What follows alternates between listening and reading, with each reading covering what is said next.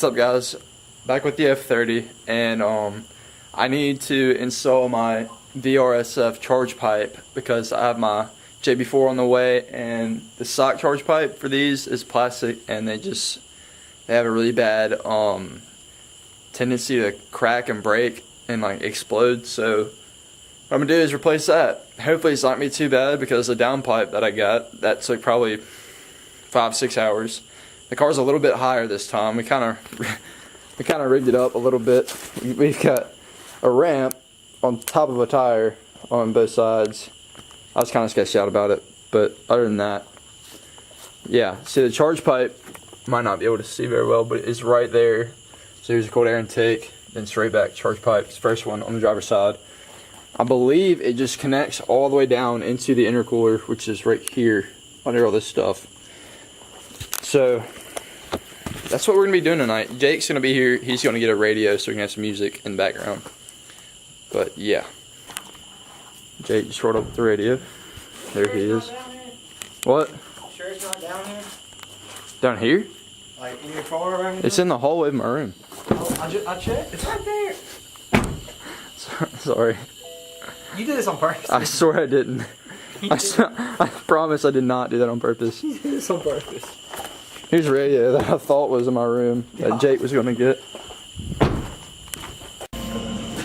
Alright, so first we have to take the whatever panel is on the bottom. It's got like 80 million 8mm bolts on there, so not bolts, nuts, and that's gonna take a while. So that's what you have to do first, pretty much.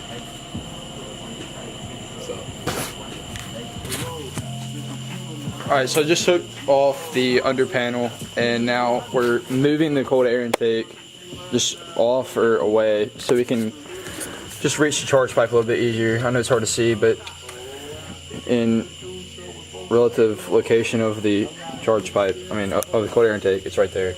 So, and you can see it from the underside now. So basically what it's going to have to take is just moving that, taking the sensors off, forgot what it's called, but it's right in there, and taking that off and just wiggling it out. You're going to have to move these hoses around a little bit, just some pushing from the bottom and pulling from the top. It's going to be best if you do this with another person or friend like Jake.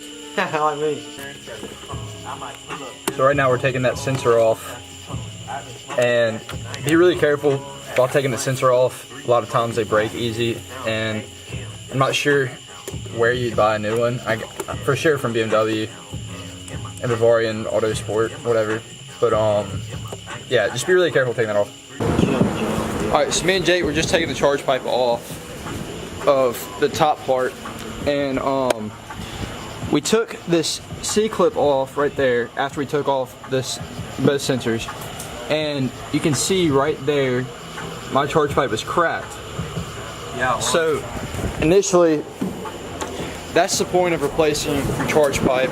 I did not know that mine was cracked, but I do now, and I'm glad that I'm replacing it. So potentially I could have been losing, I was losing boost pressure, which results in the power of the turbo. So, and no cool whistle. And no cool noises from the diverter valve. So yeah, we're gonna take the bottom part out. Okay, you see that C-clip right there? In order to get that off, you have to wedge a screwdriver, flathead, in between that clip and the actual hose clamp. It's not a hose clamp, but the clamp that's holding it onto the pipe that's going into, what's that called? What? This right here. That clip? No, this. Charge pipe? No. Skid plate? Radiator? No. Intercooler? Intercooler. Okay, so you see that C-clip right there. In order to get that C-clip off, you have to wedge a big flathead screwdriver in between the clip and the clamp that's holding it onto the pipe that's going into the intercooler. And when you do that, one side is going to come loose, and then when you try to do the other side is going to go back in. So what you need to do is tie a zip tie onto that and then pull it while you do the other one. and then slowly move the charge pipe up. It's really hard to do, but slowly move the charge pipe up, and that should pop out with the pressure on it. I learned this from a video that I watched, and I will link the video in the description just in case this video does not help you. Alright, so you just pull the charge pipe out. Basically what you have to do in there is going to take a lot of pushing from the underside. There's a hose that's really hard to get past, but once you get past it, it's pretty smooth coming up. So basically just a lot of pushing and pulling from top and bottom. 2 people is definitely recommended. It definitely helped a lot. Here's the difference in the charge pipes. That's the stock one, which is plastic, and it is cracked right here, as you can see. So losing boost pressure and whatever else is not good. That's why you get the VRSF one. I mean, not that one, but... Okay. But yeah, and another thing, which side was it in? This side? I don't know, what are we talking about? The oil. Yeah, that's get my phone light out, actually. Not usually good. Alright, so you can see there's a bunch of oil in there. Basically what you need to do for that is get an oil catch pan, which I'm not to do. I'm not sure who offers them, but There's a bug on me. I'll link one in the description. Alright, so now that we're at a halfway point, we haven't eaten dinner yet, and it's like 9:30 or so. So we're going to eat at Wendy's real quick. There's Jake's truck, new truck. He's really proud of it.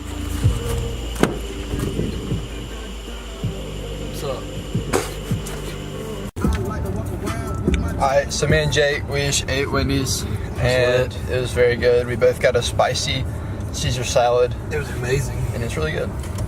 So now we're going back to the shop and finishing the charge pipe.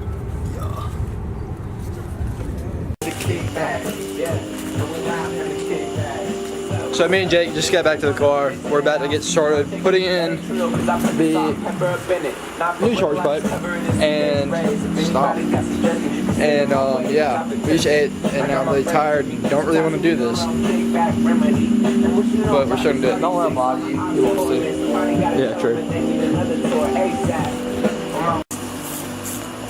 Alright, so basically when you're ready to get your aftermarket charge pipe ready and prepared to go back in, you just need to like compare the stock one to the ways that fits and just make it the same like shape kind of deal. Alright, so we're putting the charge pipe in, or the aftermarket charge pipe back in right now. I don't like how all of these hats are so unnatural. And the clamps on the charge pipe on the new one, there's a bolt on them that is really long, and it is possible to get it through there and back down in there. Isn't that right? But it's just really hard to wiggle it through, so just keep working on that, and yeah. Alright, so it is like way late, and we had lots of issues installing it. Stuff didn't fit flush, it took a lot of force and things like that. But one other issue that we have, I'm not sure if it's an issue really. Hey, you turn your flashlight on. Here. Down in there's a hole.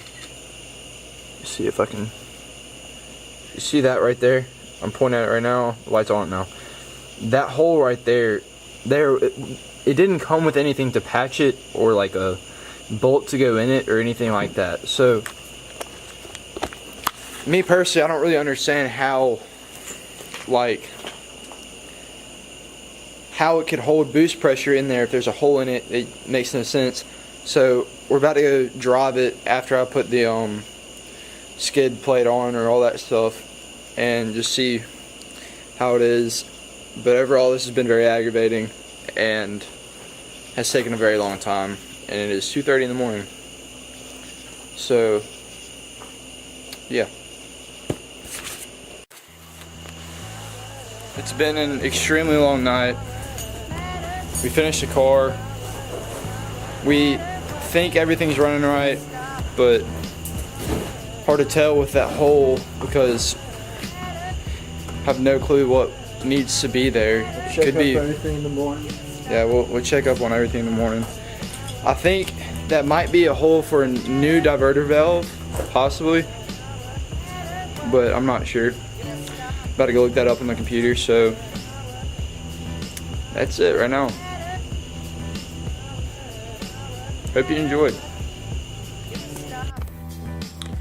Alright, so just for a final update on the car, I'm editing this video right now, and for the car, the cap for the methanol injection thing, the hole in the charge pipe, it just did not come in the box, so I'm emailing VRSF right now, contacting them about it. Hopefully they can send me a new one. If not, then I'll have to find a bolt that fits it somehow. But yeah, that should be it for this video.